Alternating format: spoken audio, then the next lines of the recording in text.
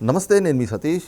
నిన్న తమిళనాడు ముఖ్యమంత్రిగా విజయ్ ప్రమాణ స్వీకారం చేశారు, బాధ్యతలు స్వీకరించారు. అయితే ప్రమాణ స్వీకారం జరుగుతున్నటువంటి సమయంలో విజయ్ని అడ్డుకున్నారు గవర్నర్ అనేటువంటి ఒక అంశం పెద్ద ఎత్తున సోషల్ మీడియాలో కూడా వైరల్గా మారింది. మరి నిజంగా అక్కడ జరిగినటువంటి సంఘటన ఏమిటి? గవర్నర్ నిజంగా ఉద్దేశపూర్వకంగానే విజయ్ ప్రసంగాన్ని మధ్యలో అడ్డుకున్నారా? లేదు అంటే గనక అది జరిగినటువంటి పరిణామాలపైన సోషల్ మీడియాలో జరుగుతున్న చర్చలు ఏమిటి? ఇవే అంశాలు మనతో విశ్లేషించేందుకు టీడీపీ నాయకురాలు సూర్యదేవర లత గారు ఉన్నారు. మేడం నమస్తే. ముఖ్యంగా నిన్నటి ప్రమాణ స్వీకారంలో విజయ్ అనే నేను అంటూ ఆయన ప్రమాణ స్వీకారం చేస్తూ ఒక సుదీర్ఘ ప్రసంగాన్ని ఇస్తా ఉంటే మధ్యలో ఒక సెకండ్ పాటు గవర్నర్ ఆపారు. ఆయన్ని ఆపి వాళ్ళిద్దరు ఏదో మాట్లాడుకున్నారు. ఆ తర్వాత మళ్ళీ విజయ్ ప్రమాణ స్వీకారం చేశారు. అయితే ఇక్కడ మరి గవర్నర్ ఉద్దేశపూర్వకంగానే విజయ్ని అడ్డుకున్నారు అనేటువంటి కొన్ని ప్రచారాలు జరుగుతూ ఉన్నాయి. నిజంగా అసలు అక్కడ జరిగినటువంటి సంఘటన, మరి దాని మీద జరుగుతున్నటువంటి ఈ ప్రచారాలు ఎలా చూడరు? అంటే గవర్నర్ గారిని ఎందుకో ఫ్రమ్ ద బిగినింగ్ నుంచి కూడా ఎక్కడైనా ఆయనది మిస్టేక్ అన్నట్టు చూపెట్టడం జరుగుతుంది. గవర్నర్ గారిది అక్కడికి ఎలాంటి తప్పు కానీ ఏది కానీ లేదు. ఏంటంటే ఎప్పుడు కూడా ప్రమాణ స్వీకారం జరిగేటప్పుడు స్టార్టింగ్ గవర్నర్ గారు ఏదైతే ఇది చెప్తారో దాన్ని ఫస్ట్ మాట్లాడాలి ఆ స్టేజ్ పైన. తర్వాత మనది ఏమున్నా కూడా అండి ప్రజలను ఉద్దేశించి మాట్లాడటం కానీ ఇవన్నీ గవర్నర్ గారు ఏమిస్తారు ప్రమాణ స్వీకారం చేయడానికి చెప్పే మాటలే ఉండి ఆయన ప్రమాణ పత్రం ఇస్తారు. ఆయన స్టార్ట్ చేసిన వెంటనే మొత్తం వాళ్ళకి ఏదైతే అధికారికంగా ఇచ్చిన ఆ లెటర్ ఉంటుందో దాన్ని చదువుతారు. అది 2 సార్లు చదవటం జరుగుతుంది. 2 పేజీలు ఇస్తారు, 2 పేజీలు చదవటం జరుగుతుంది. దాని తర్వాతే ప్రజలను ఉద్దేశించి అనేది మాట్లాడతారు. కానీ అప్పటికి ఆయన ఆపి చెప్పింది ఏంటంటే మధ్యలో ప్రజలను ఉద్దేశించి మాట్లాడబోతుంటే విజయ్ గారు దాన్ని చెప్పారు, మీరు ఇది కంప్లీట్ చేస్తే రాజ్యాంగబద్ధంగా మీరు సీఎం అవుతారు. సీఎం అయిన తర్వాత మీరు అట్లాంటివి మాట్లాడండి. పొలిటికల్ మాట్లాడేటప్పుడు యాక్చువల్గా గవర్నర్ అక్కడ ఉండరు, సో ఆయనకి సంబంధం లేదు. సో ఆయన అలాంటి సభలకు కూడా ఎవరు కూడా గవర్నర్లు ఉన్నప్పుడు రాష్ట్రపతులైనా గవర్నర్లైనా ఎవరు కూడా పొలిటికల్ దీనికో వాళ్ళ పార్టీ గురించి మాట్లాడటము, సో గవర్నమెంట్లోనే వాళ్ళకి పెద్ద అంటే కలగజేసుకోరు కాబట్టి వాళ్ళకి ఇండివిజువాలిటీ ఉంటుంది. సీఎంలకి వాళ్ళు మాట్లాడుకునే మాటల్లో వీళ్ళు గవర్నర్స్ ఉండాల్సిన అవసరం కూడా లేదు. కాబట్టి అంటే ఆయన పాత్ర ప్రమాణ స్వీకారం వరకే ఆయన పాత్ర అది ఆయన చెప్పడం జరిగింది. మీరు ప్రమాణ స్వీకారం ఫస్ట్ ఇది అయితే మీరు సీఎం హోదా అయిపోయినట్టు ఇది ప్రాసెస్, దీని తర్వాత మీరు మాట్లాడండి, నేను అప్పుడు వెళ్ళిపోతాననేది చెప్పారు. అది ఆ 1 మినిట్లో చెప్పేటప్పటికి దాన్ని ఒక రకరకాలుగా సోషల్ మీడియా వాళ్ళు ఏంటో ఆయన ప్రమాణ స్వీకారం ఆపుతున్నారంటే ఎవరైనా అక్కడి వరకు వచ్చిన తర్వాత మైకులు మొక్కన అటు ఇటు నిలబడిన తర్వాత ఎవరు ఆపరు కదా. అలాంటి పరిస్థితి ఇదేమైనా సినిమాలో డైలాగ్ లాస్ట్లో వచ్చి అరెస్ట్ అవుతారనేటట్టు, ఆపండి పెళ్లి జరుగుతుంటే ఆపండి అనేటట్టు ఇది ఏమైనా అట్లాంటివి ఎందుకు జరుగుతాయి? ఊరికే సోషల్ మీడియాలో ఉంది కదా అని చెప్పేసి గవర్నర్ గారి మీద రకరకాల ఇట్లాంటి బురద జల్లే ప్రయత్నాలే చేస్తున్నారు యాక్చువల్లీ అయితే. ఎందుకంటే ఈ మాట అనాల్సి వస్తుంది అని అంటే బాధాకరంగానే ఉంది.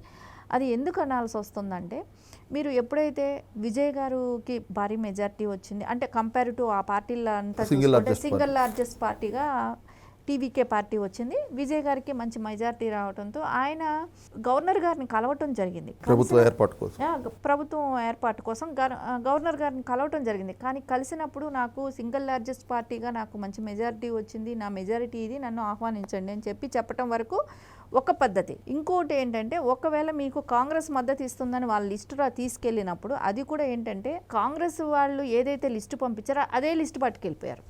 అంటే ఈయన దానిలో కూడా యాడ్ చేసుకోవాలి, ఈయన లెటర్ వేరుగా పెట్టుకోవాలి, నాకు అలా వాళ్ళు ఇచ్చారు అనేది పెట్టుకోవాలి. కానీ అదే లెటర్ పెట్టుకొని వెళ్ళి వాళ్ళకి ఇవ్వటం కానివ్వండి ఇలా అంతా ఇచ్చినప్పుడు ఏమిటంటే ఎవరైనా ఇప్పుడు నేను సింగిల్ లార్జెస్ట్ పార్టీగా నేను ఇంత మెజారిటీ వచ్చింది అని అన్నప్పుడు దాన్ని పరిగణలోకి తీసుకుంటారు. నాకు ఇంతమంది ఒక 5గురు నాకు మళ్ళీ సపోర్ట్ చేస్తున్నారు ఇంకా అన్నప్పుడు ఇంకా మిగిలిన వాళ్ళు ఎవరైనా అడుగుతారు. అక్కడ తప్పు గవర్నర్ గారిది కాదు.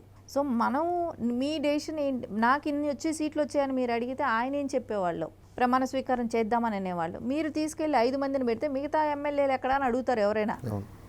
అది బల ప్రదర్శనకు అప్పుడు ఒప్పుకునే వాళ్ళు ఏదైనా జరిగేదో లేదంటే ఆయన నోట్లో నుంచి ఏ మాట వచ్చేది అనేది ఎదురు చూడాల్సి ఉంటుంది. ఇక్కడ ఆ మిస్ఫైర్ అయింది. సో దాంతో అక్కడ గవర్నర్ గారు ఒప్పుకోవట్లేదు, నేను 2 సార్లు కలిశాను 3 సార్లు కలిశాను అని చెప్పి విజయ్ గారు అంటాం. అది ఏంటంటే ఆయన వెనకాల నడిపించే వాళ్ళు కూడా ఖచ్చితంగా వైసీపీ వాళ్ళు చేరారు కదా, అక్కడ కూడా అంటే ఇప్పుడు తమిళనాడులో కొంచెం ఎక్కువ వాళ్ళకి తమిళియన్స్ అనేది ఎక్కువ ఇది ఉంటుంది. అక్కడ ఒక కర్ణాటకకు చెందిన ఒక ప్రొడ్యూసర్ అవ్వచ్చు, వెంకట్ గారని, జననాయకన్ సినిమా ప్రొడ్యూసర్ ఆయన, విష్ణు రెడ్డి అని చెప్పేసి ఏదైనా మైనింగ్ ఇది ఉందే జగన్మోహన్ రెడ్డి గారి ఆ బిజినెస్లో ఆయన ఒక వన్ ఆఫ్ ద పార్ట్నర్ కూడా. ఆయన విజయ్ గారితో చేరటం, అక్కడి నుంచి వాళ్ళని తీసుకొని గవర్నర్ గారి దగ్గరికి వెళ్ళటం. ఇప్పుడు ఆయనతో పాటు ఎవరు వెళ్ళాలి? గెలిచిన ఎమ్మెల్యేలు, పార్టీకి సంబంధించిన వాళ్ళు వెళ్తారు.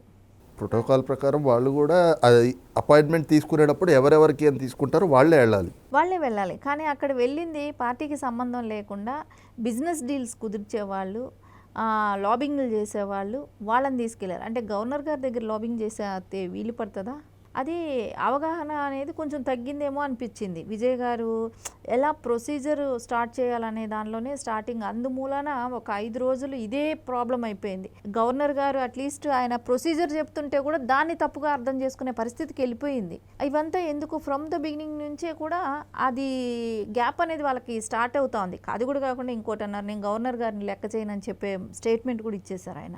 అంటే అధికారంలోకి రాకముందు, అంటే ప్రమాణ స్వీకారం కాకముందే ఫస్ట్ డేనే మాట్లాడేశారు, నేను ఏ అధికారిని లెక్క చేయను, గవర్నర్ గారిని కూడా నేను పట్టించుకోను అని చెప్పి. అంటే ఎగ్జాంపుల్ మనకు తెలిసింది తెలంగాణలో కూడా అట్లాగే చేశారు, గవర్నర్ గారిని వ్యతిరేకించి చేయటం అనేది తమిళసై గారు ఉన్నప్పుడు. సో అలాంటిది మళ్ళీ ఏమైనా తమిళనాడులో జరుగుతుందా అనిపిస్తుంది.